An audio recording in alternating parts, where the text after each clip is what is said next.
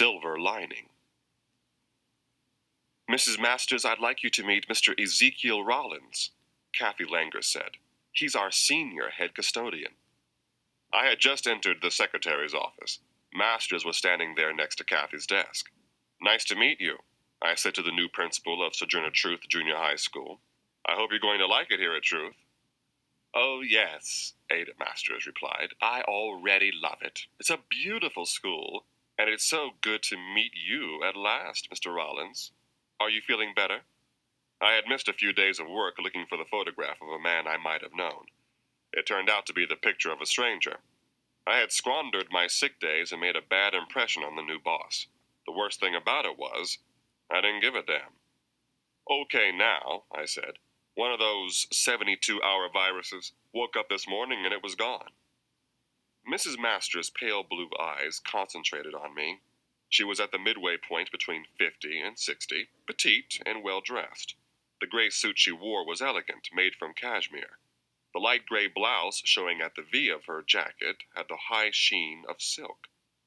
Her sapphire ring was real, and her glasses were lined with nacre, cut from a single shell. For all that expense, her clothes weren't showy. A careless eye might miss the finer touches and think that Masters was dressed according to a city employee's salary. The secretary, Kathy Langer, was an interesting contrast to her new boss. She was young, pert, and ready to make babies. Her coarse, nut-brown hair was almost shiny. Her clothes came from the May Company bargain table, or maybe J.C. Penney's. A vegetarian could have eaten her blunt-toed brown shoes with a clear conscience. Her face wasn't pretty, but it was hungry, a thing most working-class men like. And she had a habit of lifting her chin to bare her throat, at least when I was in the room with her. There I was, a big black man, in the room with two white women who would never meet traveling in their own social circles. It seemed odd to me, and I wanted to say something about it, but I didn't think that either one of them would understand or appreciate my views. "Will you take a walk with me, Mr. Rollins?" Mrs. Masters asked. "Easy," I said. "That's the name I go by." I saw Kathy mouth the name. When she saw me regarding her, she smiled and moved her shoulder like a lounging cat getting comfortable in a new corner. "I'd like you to walk me around the lower campus," Principal Masters said. We visited several classrooms. The teachers looked wary until they saw Mrs. Masters smile at them and wave. She wasn't like the previous principal, Hiram Newgate, who only dropped in to see what infractions he might find. We also spent a while in the garden, the biology and agrarian science department of the school. Out there, the students grew radishes and studied elementary anatomy. Finally, we came to the custodian's bungalow. The rest of my crew was out working by then, so we had the room to ourselves. It was a big rectangular space with a large table down the center of it. Along the walls were shelves crowded with cartons of paper towels, toilet tissue, and boxes filled with bottles of ammonia, window cleaner, and bleach. There were 5-gallon cans of wax piled in one corner, and an entire wall of pegboard hung with dozens of sets of keys next to the door. The table was strewn with newspapers, overflowing ashtrays, empty paper coffee cups, and plates with half-eaten cakes on them. "Nice place," Mrs. Masters said. "The kind of place where the job gets done." "Sorry about the mess, but if I want 'em to keep the school clean, I can't complain about this room until Friday after lunch." "I understand," she said. "May I have a seat?" "Please do." I was thinking that Newgate never asked permission for anything. He'd stand up if you didn't offer a seat and nurse a grudge against you from then on. "Can I get you a cup of coffee?" I asked. "No, thank you." "I am very happy that you're back, Mr. Rollins," she said. The faculty and the students talk a lot about you." "They do?" "Yes. It seems that they've come to rely on you for many problems that have nothing to do with the maintenance of the plant.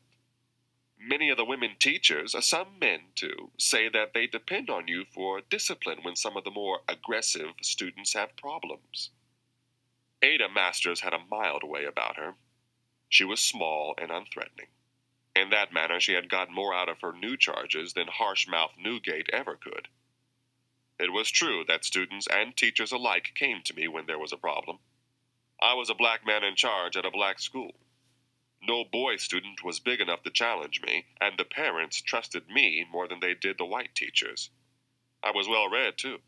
I perused every textbook in the school and often found myself instructing the kids on how to do their homework and even how to use the library. I never neglected my own work, at least not until the past few weeks. It was coming up on the first-year anniversary of the death of my friend, Raymond Alexander. I felt responsible for Raymond's death. He had been trying to steer clear of trouble, but he helped me out one last time and got a bullet in the chest. His wife, Etta Mae Harris, carried him out of the hospital just before they were about to declare him dead. I'd been looking for him, for his grave if that's where he was, but Etta had disappeared, and there were only whispered rumors that Ray hadn't actually died, but had gone back to Texas or up to the Bay Area or down in Mexico. Lately, I had been spending afternoons roaming around the city looking for clues about Etta Mae or Raymond, who most people knew as Mouse. I thought that the new principal had walked me around to gently let it drop that I shouldn't miss any more days. But then I realized that she was going to stop me from working outside of the job description for the supervising senior head custodian. "I wanted to thank you," she said. I girded myself, thinking that this was the soft caress before the slaughtering knife, "for taking such good care of the school." "Say what?" I said. "You have been the spine of Sojourner Truth," Mrs. Masters said. "I have?" "You know you have. There are paintings of you in the art class, letters from thankful parents on file in the main office. The only negative notices are the job evaluation reports from Principal Newgate. He thought that you were insolent and insubordinate. I suppose that if he had been a better principal, some future artist might have drawn him." "Oh, they did," I assured her. "There were quite a few portraits of Principal Newgate that I've had to wash off of the children's restroom walls. If he had found them, I would have probably got a transfer letter in there, too." Mrs. Masters' laugh was hushed but hearty. She covered her mouth and leaned forward in her chair. A tear rolled down her cheek. "Easy?" It was a man's voice.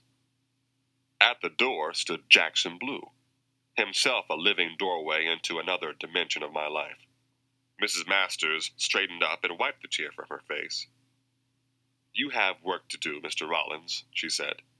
"Come up to the office tomorrow morning and we'll talk about what you think I need to pay attention to here at Truth, as you call it." She got to her feet and walked to the door. Jackson stepped out of the way and they both made graceful little bows with their heads. When she walked out, Jackson closed the door behind her. "What the hell are you doing here, Jackson? This is my job." "You walked in on me just a few weeks ago, brother," Jackson replied. "At least I didn't knock at the door and yell out that I was the cops." He was right. I had pulled that tasteless joke on him. "So what do you want, man? You know that woman you just chased out of here is my new boss." Jackson snaked into the chair that Masters had vacated. He clasped his hands together and started rocking to and fro. He was a short man with small bones. His face was slender, sharp, and very dark. He wore black jeans, a black t-shirt, and gray rubber-soled shoes with no socks. "Well?" I asked. "It ain't good, man." "Listen," I said, "if I can't cover it with a mop and a bucket of soapy water, you don't even need to tell me. My street days are over." "Jewel McDonald." Jackson stared at me with certainty. He knew he had me hooked. "What about JJ?" "You remember when you brought me over her house last year, when I was in trouble with them gangsters?" "Yeah, what about it?" Jackson's shrug was as damning as a signed confession. "You and her?" I asked. Just before Mouse had been shot, I brought Jackson to my real estate agent's home in Laurel Canyon. His name was Mofas. Mofas lived with what we called an almost in-law, Jewel McDonald. She was barely more than a third of his age, but she loved him and ran his business since emphysema slowed him down. Jackson had been in trouble because he was competing with the mob for the numbers game in Watts. He had information I needed, so we traded favors. A foolproof hideout for some names and addresses. After it was all over, Jackson said, I went back up there. She told me that Equity Realty had a relationship with another company that manages that apartment I got on Ozone. And then she brought you some groceries? I asked. She was just letting stuff off, you know. Then we started talking. She told me that she was brought up a Catholic in Texas. You know, fish on Fridays and like that. I told her that the whole philosophical structure of the Catholic Church was based on Aristotle hundreds of years before Christ was even born. You know, I said it just to fuck with her head. She just told me that I was crazy. But the next time I saw her, she must have been to the library or something because she knew about Plato and Socrates and them, and she wanted me to explain what I had said. I sighed. Jackson was winding up into a story. Most other times I would have cut him off, but I let him go on because I didn't really want him to get to the point. I was in no hurry to go into the world where men got shot down in the street for doing their friends a favor. So, Jackson continued, I read her the riot act on Aristotle, Augustine, and Aquinas.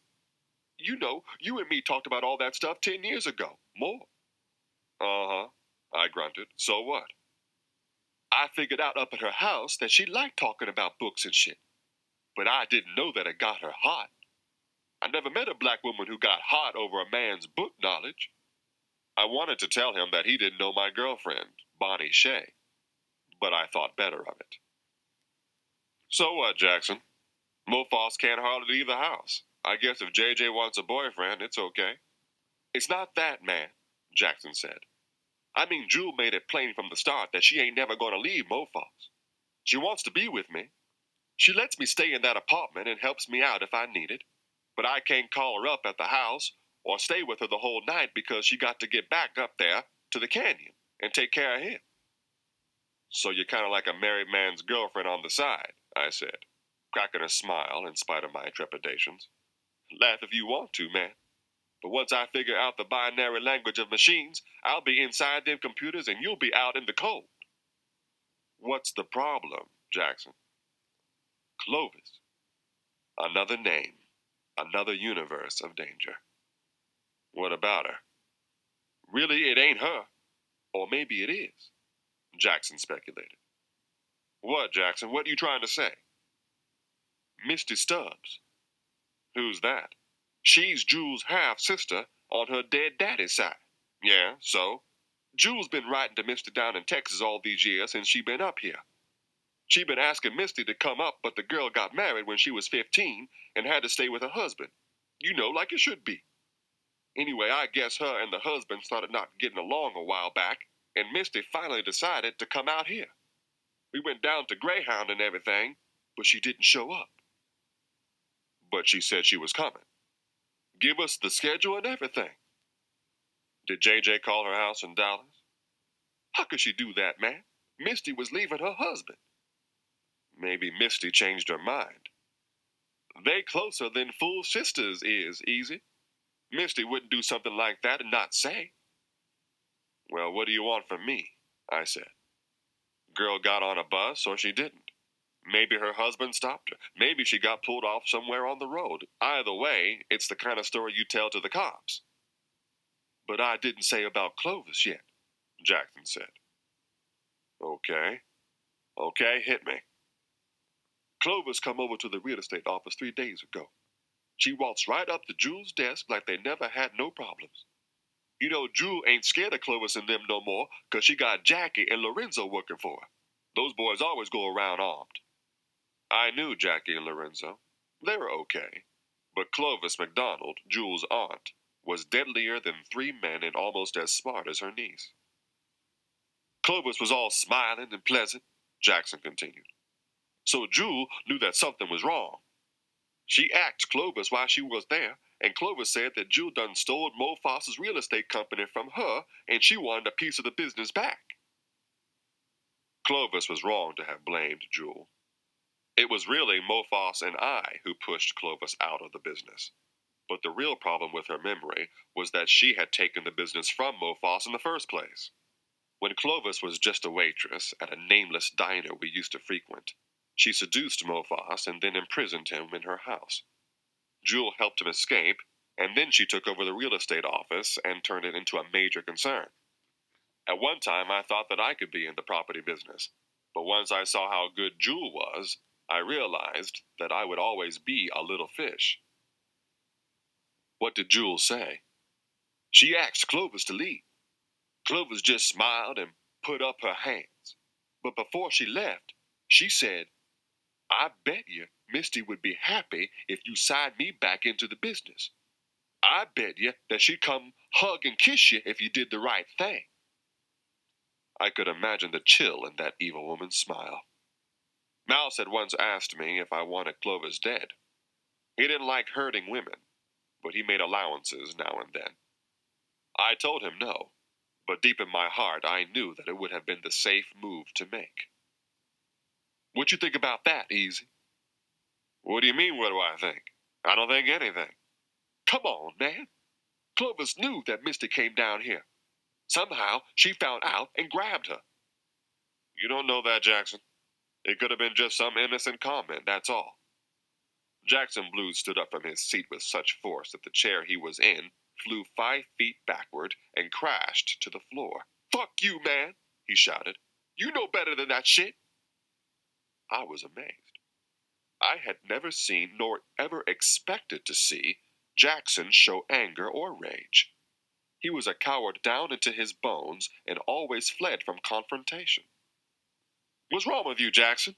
She's up in that house with Mofoss now. She can't eat or sleep or do her job. I asked her to come to you, but she wouldn't. She's afraid that you might go against Clovis and get her friend killed. But tomorrow afternoon, she's going to go down to Equity and sign half of the business over to Clovis. That's what's wrong. It was wrong. There was no question about that. And there was no question about what I should do. JJ was a friend of mine. Equity Realty managed my 3 small apartment buildings in and around Watts, and Clovis was the closest thing I ever had to a true enemy. How can she do that, Jackson? Mofoss owns the business. She got the power of attorney ever since Mofoss been sick. She the one with the final say. I looked over at my pegboard of keys. They reminded me of the homemade Christmas ornaments we had when I was a child. You know I have to talk to her, Jackson. Yeah. She's gonna be mad that you came to me. I know she will, brother. But what can I do? Clovis be like a cancer when she get in there. I took a deep breath and wondered if a vengeful supreme deity actually existed. Or maybe it was Hindu karma that had caught me by the tail. Something was pulling me back into the street. I drove up to Mofoss's home. It was at the end of an unpaved path 2 turns off of Laurel Canyon Road. From the driveway of their hidden home, you could see the Los Angeles basin. Ragged brown smoke clung to the atmosphere like some kind of evil spirit dancing the dance of the damned. Jewel opened the door. She wore a cranberry-colored dress with wide skirts and a tapered waist. The neckline was straight across and low-cut. If it wasn't for that frown, she would have been captivating. When I met JJ, she was still a child. She was hopeful, filled with life and energy that made you want to laugh and do things for her happiness. Now, though sad, she had the figure and presence to make a man want to change his life for her. That's what Jackson Blue had done. He had gone against everything that came naturally to him in order to bring me to that door. What you doing here, Easy Rollins? You know why I'm here, girl. 'Cause you need help. I don't need your kind of help, she said. She swung the door in my face. It would have slammed if I hadn't put my foot across the threshold. Jewel possessed a powerful spirit. She had stood up to Clovis while still in her teens, saving Mofoss from that evil woman's clutches. She had borne the weight of her half-sister's disappearance up until the moment that door would not close. Then she fell up against me and cried. I walked her outside toward the sheer cliff that was the marker of their backyard. I held her as we walked because she would have fallen if I hadn't. She was wailing by the time we reached the overhang. "Tell me about it, baby," I said. "You shouldn't be here, Easy. You shouldn't." "I ain't gonna do nothing unless you say to, JJ. But you know you got to talk this out." "They'll kill her." "Not if it means that Clovis don't get equity. She'd set loose Satan in the kingdom of heaven if she could just make $1 and not pay the tax." It was true, and JJ knew it. The woman child smiled bitterly and pushed away from me. "I'd give her every dollar I got to keep Misty safe," JJ said. "Has she told you that she has her?" "No, not in so many words. She says that Misty would be happy, that she'd come over and make me a toast if I did the right thing by the McDonald clan." "Could she have heard that Misty was supposed to come down here? I mean, if she knew that she was supposed to come and didn't, then she could feed you a story and there'd be no way you could find out the truth." "She had Mr. Sunshine," JJ said with trembling lips. "Who's that?" "It's a rag doll, a lion with jade green eyes. Misty had that thing since before she could even talk. She always kept him with her." "And Clovis give this doll to you?" "No, she sent it in the mail. I got it 2 days ago." "Any letter?" "No, just a doll in a cardboard box." "You got the box?" "Uh-huh." "Let's go see it." Mofos and Jewel had a big house. The entrance was like a dais that stood high over a gigantic living room. The back wall of this room was all glass, looking out onto the vista of LA. There was a table and 4 high-backed chairs next to this window. JJ left me in one of these while she went to look for the doll. I sat back and crossed my legs, appreciating the view in late afternoon. JJ was a real estate whiz kid. She bought and sold buildings around the county and turned a larger profit every year. She was able to lease that house in a neighborhood most black people didn't even know existed because she was a valuable asset to the white men she dealt with.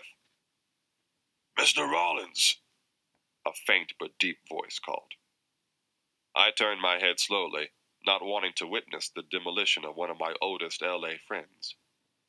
Mofos stood there leaning on 2 thick walking canes, one for each hand.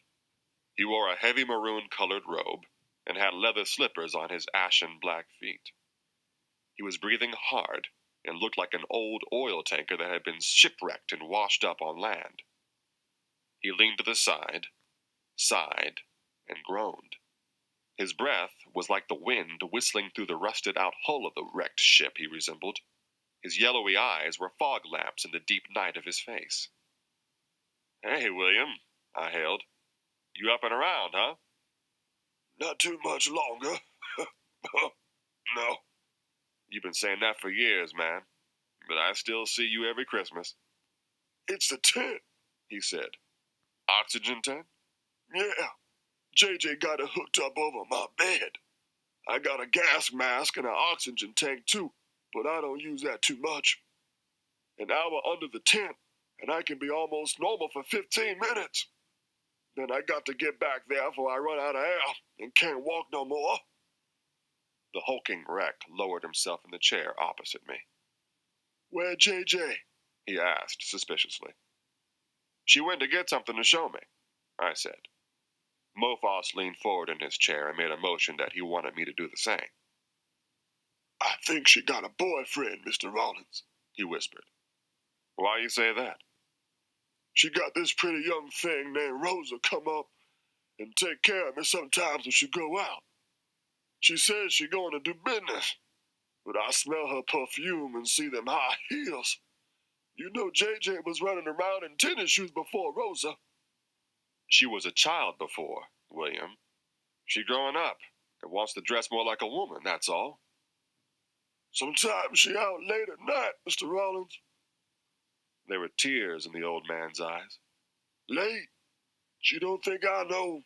She thinks I'm asleep, but I ain't. I get up and wander around looking for her. Sometimes I can't find her." "You ask her where she been?" "She says that she just run out to pick something up in Hollywood. That she just took a drive, but I know better. You know, I got a long barrel .22 pistol right under my pillow.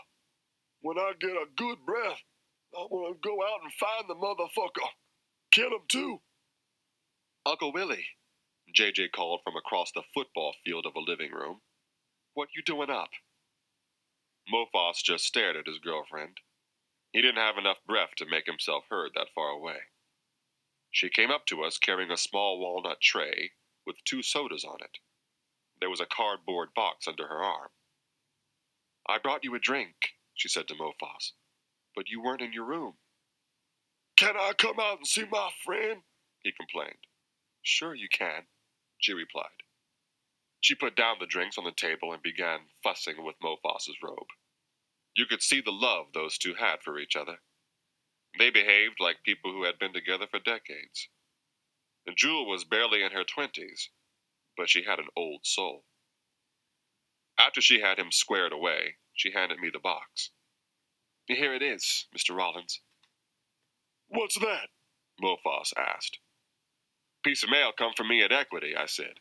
Somebody didn't know my address, and then J.J. opened it by mistake. That's why you should be listed, my old property manager chided. His voice was still deep and raspy, but it was also feeble, like the distant rumble of a thunderstorm that has almost passed from earshot. I took out the bear and the paper it was wrapped in. It was just a tattered old doll made of cotton, sewn with hemp, and given green eyes made from glass. It smelled a little like buttermilk. The newspaper the doll was wrapped in was the Dallas Gazette, dated 2 weeks before. The postmark on the box was L.A., 3 days earlier. What is that stuff? Mofas asked. Just a joke, Mo, I said. Old friend of mine telling me that she's in town. Don't seem too funny. Mofas gasped between each breath. He reached out with his right hand, and J.J. was there to catch it. She helped him to his feet. I tried to lend a hand, but she pushed me off. I'll take care of him, she told me. She put herself under his arm like a human crutch. They made their way across the immense living room and then passed through a door. While they were gone, I considered the box and its contents. I knew a cop who might have been interested, but it was slim evidence and there would be no action before the next day, when Clovis wanted to close the deal. I had a pretty clear notion of what to do next, but I couldn't begin until J.J. returned. So I sat in the window, drinking my cola. No complex ideas or deep emotions came to me, just the image of an orphan child, at the age of 8, on his own and moving fast. He traveled from Louisiana to Houston, and from there to North Africa, Italy, Paris, and finally the Battle of the Bulge. I'd encountered death and destruction from the very start. I came to L.A. to get away from it, but death clung to me. He was my oldest friend, my only constant star. I thought about my years trading in favors on the streets of L.A. I'll do for you if you do for me, was my motto and creed. Sitting there in that window, looking out over a city that had no idea I was there, made me feel powerful in a funny way. At the Board of Education, they told you the kind of broom you needed and the amount of time it would take you to sweep up a classroom or hallway. They took out taxes and retirement funds from your paycheck and told you what days you could take off and how often you could be sick. Everything was pre-planned and managed. The paperback rule book was 347 pages long. I yearned to be sitting where I was sitting, to be my own man. Loving freedom and loving danger are one and the same thing for most black men. Freedom for us has always been dangerous. Freedom for us has been a crime as far back as our oldest memories. And so whenever we're feeling liberation, we know that there's somebody nearby with a rope and a collar, a shotgun, and a curse. That's why I always loved Mouse. He was crazy, and a killer, and trouble in any circumstances. But he never accepted our slave heritage. He never bowed his head in front of an enemy. Kill me if you can, he said more than once. But if you can't, you better know how to run. Easy, J.J. said. I hadn't noticed her return in my reverie. How is he? Sleeping. You know he can't be out of that tent more than 10 minutes at a time. She's in L.A., I said, handing her the doll. You think that 'cause of the postmark? Uh-huh. Yes, I do. What should I do, Easy? What time are you supposed to get together with them tomorrow? Noon. Call him up. Tell him you can't do it before 5. Tell him Mofos has to get a shot or something. Why? To buy me time. I want to look at Clovis, see what's happening at that house of theirs. Do you have a picture of Misty around? JJ reached into a fold of her cranberry dress and came out with a faded photograph. The sepia tones revealed a tomboy with a space between her front teeth, smiling so wide that you wondered if she had ever known sorrow. I must have grinned when I saw the photo. She's the closest person to me in the world, JJ said. It was both a vow and a threat. Clovis shared a big 4-story house with her brothers and sisters on Peters Lane up in Baldwin Hills. They lived there with various other husbands and wives, and some children. I parked down the street in a rundown old Ford sedan that I borrowed from my mechanic friend, Primo.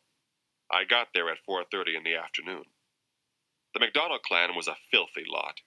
They parked their cars on the lawn and kept a ratty old sofa out on the front porch. The paint was peeling off the walls, but even though they lived like sharecroppers, I knew they had money in the bank. While Clovis had Mofos under her power, she'd siphon off enough money to buy property under her own name. At 6, the brothers, Fitz and Clavell McDonald, came out of the house with 2 dark-skinned women, laughing loudly, probably half drunk already. They climbed into a new Buick and drove off. As the evening wore on, I saw most of the whole ugly tribe. Grover, Tyrone, Renee, Clovis, and her husband Duke. There were other men, women, and children who seemed to live there, but there was no one who matched up with Misty's photograph. I drove home at 8 o'clock. Feather had refused to go to bed until I was there. Jesus sat up with her watching some show that was mostly canned laughter. "Daddy!" my little girl shouted when I came in.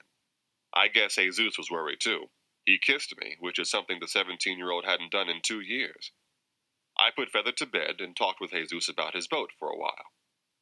I want to go camping with some friends next weekend, he told me. Where? Around Santa Cruz. Who are you going with? A girl and some of her friends. Who's that? Marlene. How old is she? I asked. 18. You can get in trouble behind that shit, boy. Again he was silent. Jesus never argued with me. When he disagreed or got angry, he just clammed up. White girl? Uh-huh. Friends too? He nodded. I stared at my adopted son. He was my child more than blood might have been. For many years he was mute. He had been molested as an infant and young child, sold to men for sex. I took him out of that. For a while I had him living with Primo because I thought that a Mexican child needed a Mexican family. But Jesus wanted to be with me, and somehow it just felt right. I wanted to protect him, but telling him no or which way to go would never work. Jesus had a mind of his own, and all I could do was make suggestions. Be careful, I said, feeling as helpless as I feared he might be. Jesus smiled and hugged me. At 11:30 I was still up reading Anthem by Ayn Rand in the living room. The little yellow dog had taken up his post at the hallway, guarding Feather's sleeping place from the grim ogre, me. As time had gone by, I had begun to appreciate the dog. He came to me, the last living testament of a woman who had been murdered. He hated me because he blamed me for his mistress's death.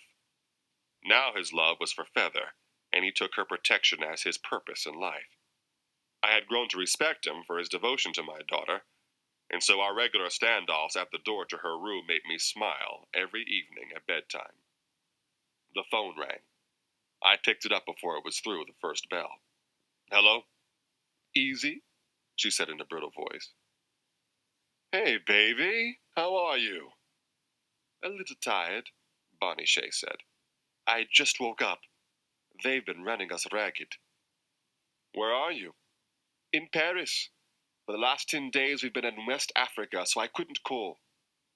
The ambassadors and princes been asking for your number?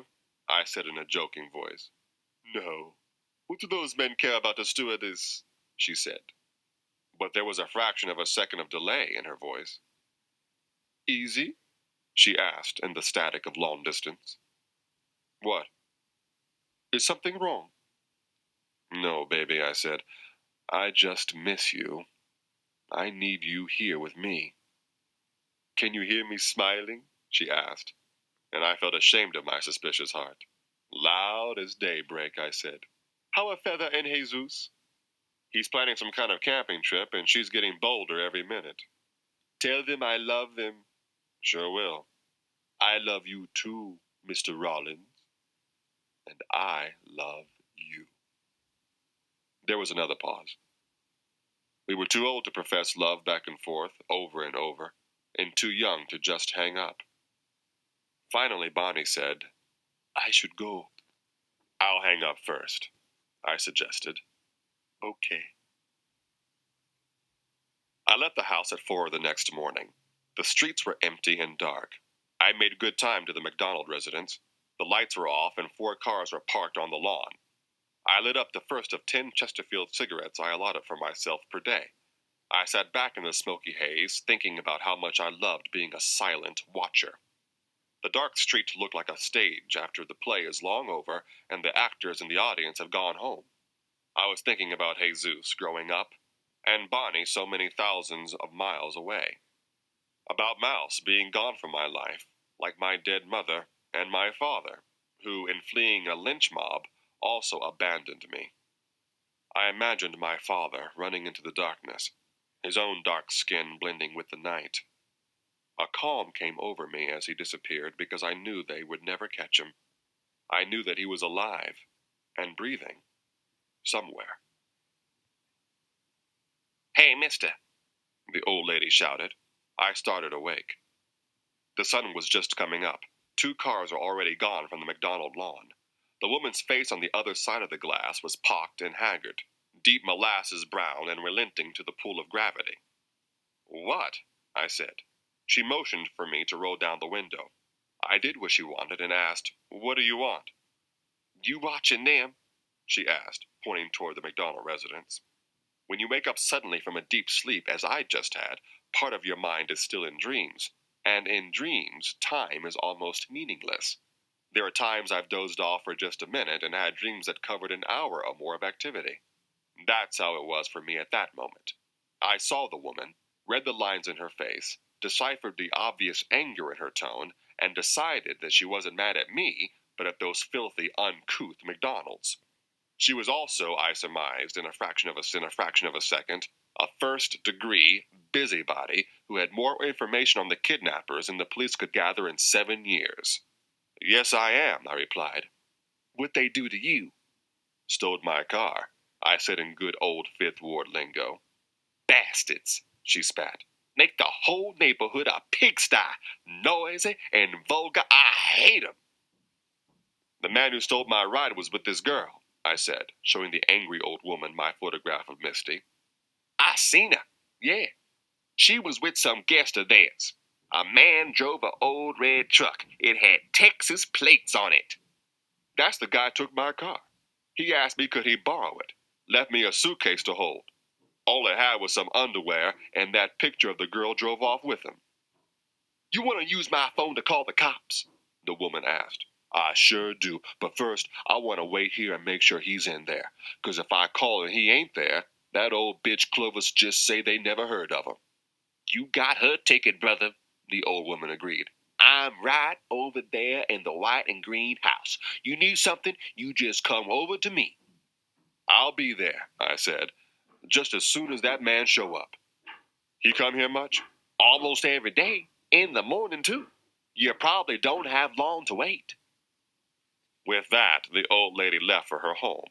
I was sure that she'd be watching, but that was all right. If I fell asleep again, she'd rouse me to the mysterious Texan's arrival. He got there at about 8. The truck was an interesting combination of dull red paint and brown rust, like lichen rolling over a scarlet stone. The black man at the wheel was large, with muscle, about 30. He wore overalls and a t-shirt. I wondered if there was a straw hat on the seat next to him. He drove right up on the lawn and ran to the front door.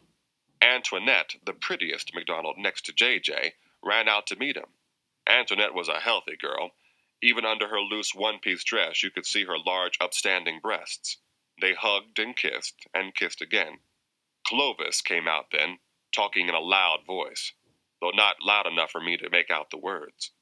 Antoinette stood back, seemingly afraid of what was being said. The big Texan was nodding at every word, listening hard. When she was finished, he asked something and Clovis yelled something back. The Texan jumped into his truck and took off. I waited a second and followed him. Clovis and Antoinette didn't seem to notice me. The Texan led me on a long drive through L.A. He took side streets, always headed south. We went down into Compton. We were still in L.A. County, but the houses became sparse, and the street was barely covered by asphalt. I had dropped almost 2 blocks behind the Texas truck because there was hardly any traffic. When I saw the red pickup turn right up ahead, I increased my speed to make sure I didn't lose him. I turned the corner just in time to see the truck park in the driveway of a small blue house. I went all the way to the end of the block, turned the corner, and pulled to the curb. My heart was racing, but not from fear. I was excited by my proximity to the solution of JJ's dilemma. Sitting in the car, I wondered how to get past the cowboy's defenses. I needed a distraction. My first thought was to set the house on fire. There had recently been a fire at Truth. Everyone always runs out to the curb when threatened by flame and smoke. But maybe if Misty was a hostage in the house, tied up and gagged, maybe the kidnapper would leave her in there, rather than be implicated in the capital crime of kidnapping. 2 women in pink and blue dresses were making their way down the street. The one in blue carried a small white cardboard box about the size of a workman's lunch pail. This box had cardboard handles that folded out from the top. I thought about the police. Looking back on it now, I realized that I should have called the cops. I could have said that I saw a woman, bound hand and foot, carried into the house. But I was never happy about dealing with the city's armed thugs. Even though the cowboy was probably guilty, I couldn't call the law in on him until I was sure. The ladies were handing 2 long rectangular bars to a woman standing at the front of the house nearest me. When they came back to the sidewalk, I was waiting for them. "Excuse me, ladies," I said. The taller one was in the pink dress suit. It was Sunday attire. All that was missing was a hat. She was tall and dark-skinned. There was a gold wedding ring on her finger, so I supposed that someone had once found her beautiful. I suspected that was a long time ago. She had a frown that would give children nightmares. "But what do you want?" she demanded. It was as if she recognized me as the no-good black sheep of the family and wasn't about to let me get an inch too close. "Are those church chocolates?" "Oh, yes," said the shorter woman wearing the powder blue dress. She was dark, too, but she was sweet all the way through. A big grin and big butt on a black woman, and you know I'd be a happy man, my Uncle Stanley used to profess. He would have been happy seeing what I saw. "With almonds?" I asked the friendlier church lady. "Yes," she said. "You know I love church candy." "This ain't no tea party, young man," the lady in pink said. "We're selling these chocolates." "Hester," the lady in blue complained, "there's no need to be rude." "I have a house to take care of, Minnie Rowland," Hester replied. "So now, mister, if you would please move, I would like to buy all of your candies, ladies," I said, reaching for my wallet. "How many have you got left?" "Almost 20, Blue Minnie replied. The bars sold for 35 cents apiece. I gave them $7, and they thanked me. Hester made a grimace that I was sure was meant to be a smile. I walked off toward the cowboy's house, laden with chocolates and high hopes. The front door hadn't been used much recently. There were spider webs at the corners and leaves sticking out from underneath the welcome mat. There were stains on the peeling white door, left from the last rainstorm 3 months ago. I pressed the doorbell. There was no sound from inside. I knocked on the door. There came the sound of footsteps, but not the heavy booted feet of the black cowboy I had been following. The door whined and cracked as it opened. The short, honey-brown woman had a wide smile and smaller eyes than JJ's photograph indicated. "Hey, y'all," she said, greeting me with all the friendliness of the country. "Hi," I said, widening my eyes in surprise.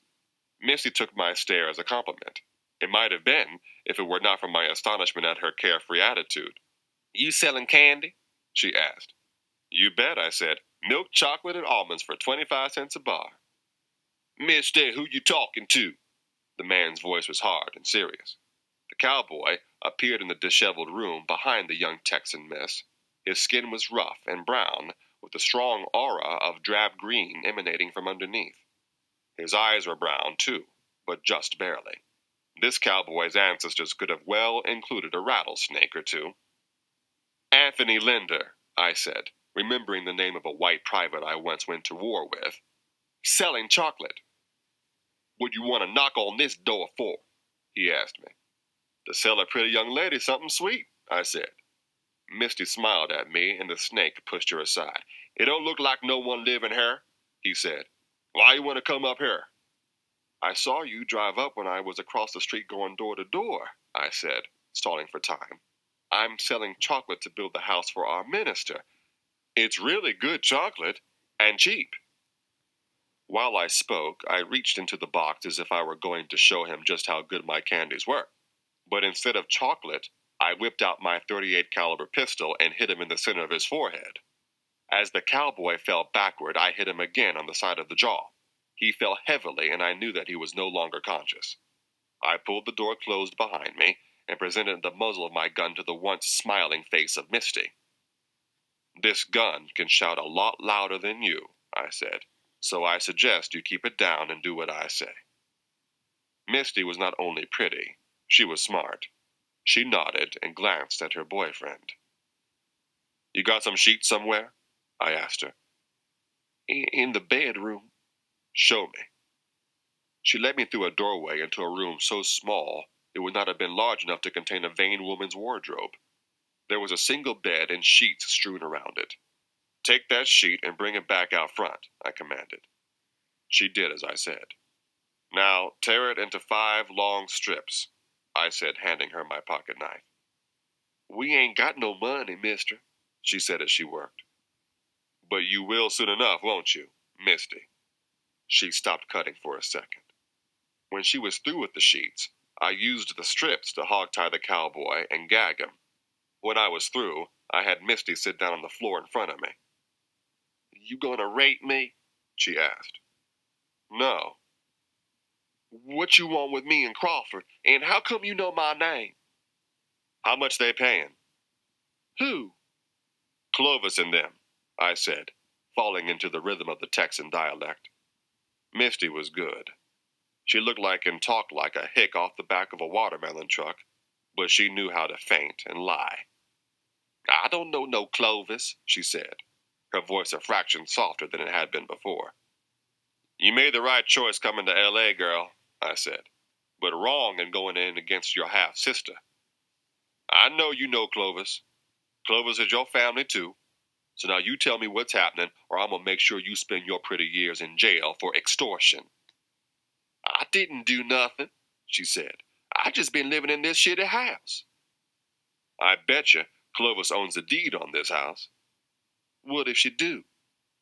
"Put that together with Clovis forcing JJ to sign over half her business to her, and you got prison stamped all over it. You can't prove that." "Come with me," I said, and we left the tethered cowboy dreaming of money that he would never collect. "Did you plan it from the beginning?" I asked her on the long drive back to Laurel Canyon. "What?" "Did you plan to steal your sister's business when you were riding her from down Texas?" "No, I didn't even know she had nothing when I was down there. She'd just write and say how she lived with this old man Mofaz and how they loved each other. She said that he was too sick to work, but she loved him anyway, so I thought that they was poor." "So when did you get in with the plan?" "I left Crawford a note telling him that I was coming up here. He called Clovis and told her. He wanted her to talk me into coming back. Yeah, I prodded. She told him to get up here, and then they all met me at the bus stop in San Diego. How they know when you're going to get there? There's only one bus a day to L.A. from Dallas. But why would you let them turn you against your sister? I told you already. Told me what? She lied, making me think that her and her boyfriend was poor. She never sent me no money or tried to help me get on my feet. And she stole Clovis's money in the first place. So you wanted to steal it back from her. At that question, Misty went silent. For the rest of the ride, she stared out of the window. Where are we going? She asked when we turned off onto JJ's road. Where you think? You say it to the police. I figured I'd skip the constabulary and go straight to the judge, I said. When we got to Mofas's door, I expected to have to pull JJ off of Misty, but there were no fireworks. No waterworks either. JJ grinned when she saw her missing sister. The smile faded when I told her what was what. JJ didn't ask why, and Misty offered no excuse. Well, I guess that's it, JJ said when I was through explaining. I took Misty back down to Compton and dropped her off about 6 blocks from her hog-tied cowboy. On the way home, I thought about JJ. She must have been broken-hearted over her sister's betrayal. Money, I thought, is a harsh master in poor people's lives. It warps us and makes us so hungry that we turn feral and evil. If Misty and JJ had stayed back home in their poor shacks, they would have been friends for 50 years, baking pies and raising children side by side. Jesus had bought a sleeping bag with money he'd saved from work. We sat up late into the night, talking about my experiences camping out in France and Germany with the small troop I belonged to. Did you kill a lot of Germans? The bright-eyed boy asked. Yes, I did. Did you hate him? I thought I did, at first. But after a while I began to realize that the German soldiers and the white American soldiers felt the same about me. I used my rifle a little less after that. How come? Because I didn't really know who it was I wanted to shoot. So you didn't kill anymore? I didn't kill except if I absolutely had to. I showed Jesus how to camp so that nobody could see you. I cautioned him to stay low when he heard something in the bushes. Be careful out there, son, I said to him. You know I love you more than anything. The phone rang at 2:35. Yes, I said, expecting it to be Bonnie. Easy, she cried. Easy. Come quick. They're dead. They're all dead. I filled an empty mayonnaise jar with water and then drove the car I'd borrowed from Primo toward the canyons. At the base of the hills, I got out and made mud from the dirt at the side of the road. I smeared the mud on Primo's license plates. The door to the house was open. The large living room was strewn with bodies and blood. Clovis was thrown back on the couch so that she was hanging over the backrest. Fitz and Clavel were lying one in front of the other. It seemed as if they had been running at someone but were cut down. First Clavel and then his brother, in the middle of their rush. Mofas was leaning up against the wall that the brothers had rushed. The .22 caliber pistol was in his hand. JJ was kneeling next to him, trying to pull him up by the arm. Damn criminals, Mofas said. I could barely hear him. Get up, Uncle Willie, JJ pleaded. Get up. Take her out of here, Mr. Rollins, he said. His eyes were so blurry and yellow that they seemed to be melting right out of his head. What happened? I asked. Ain't no time for questions. Take her out of here. When I tried to pull JJ to her feet, she clutched Mofas's arm. Her grip was brittle, though, and I managed to pull her away. Get his oxygen tank, I told her. While she ran into the other room, I interrogated my real estate manager. What happened? They wanted to steal my property, he said. They wanted to hurt my girl. Fuck that. Fuck that. We got to get you out of here, William, I said. No, Mr. Rollins. I got to stay here and cover up for the cops. They can't know J.J. was in on this. I didn't know for a fact what he meant, but I had my suspicions. J.J. returned with the oxygen tank and mask. When she held the mask to Mofas's nose and mouth, he sighed. He smiled at his child lover, and then shook his head for us to go. I dragged J.J. to the car. We can't leave him, she said as we were driving away. We have to call the police, J.J. No, he killed them. Tell me what happened. I called Clovis after you left. I told her that I decided against letting her in the business. She said something, but I just hung up. Then about 2 hours ago, they all came over with the contracts for me and Uncle Willie to sign. I told him no, and Uncle Willie pretended that he was asleep. Then what?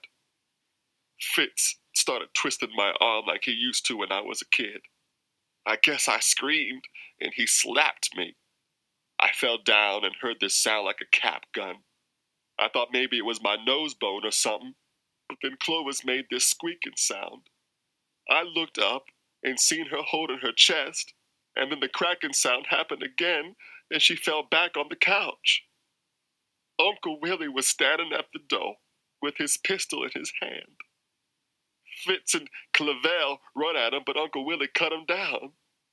He used one hand to hold himself up on the wall and the other to shoot. We got to get out of here, I said. Not without him, J.J. said.